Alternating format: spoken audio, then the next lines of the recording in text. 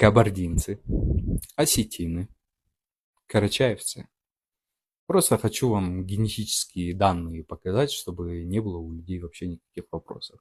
Первые пойдут осетины. Так, смотрите. У осетин преобладает ген G2A2. Это ген кавказский, можно его считать, и доля 66%. Второй G2 15% и R1B сколько процентов? 10%. Вот. У карачаевцев преобладающий ген R1A1, второй G2A2 и третий G1. У кабардинцев кавказского гена G2A2 60%. Говорить о том, что это пришлый народ, не имеет смысла. На втором месте R1A1 и G2 на третьем месте. G2A2 считается, что этот ген возник где-то 20-30 тысяч лет назад. И преобладает он у народов Кавказа и Ближнего Востока. Это кавказский ген.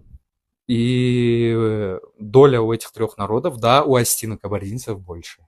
Потому что карачаевцы изначально были тюрками, и мы где-то в первом веке смешались с кавказскими народами. В первом веке, это 2000, назад. И спустя 2000 говорить, что мы пришлый народ, который не имеет права называться кавказцами, чтобы мы ехали в Крым, это абсолютный абсурд. Дальше, G2 появился примерно 15-20 тысяч лет назад. И считается преобладающим в Южной Европе, Ближнем Востоке. И ассоциируется он с ранними цивилизациями, морской торговлей. R1A1 это тюркский ген. У киргизов R1A1, например, 60%. У казахов 55%. У карачаевцев его 36%. А у кабардинцев 20%.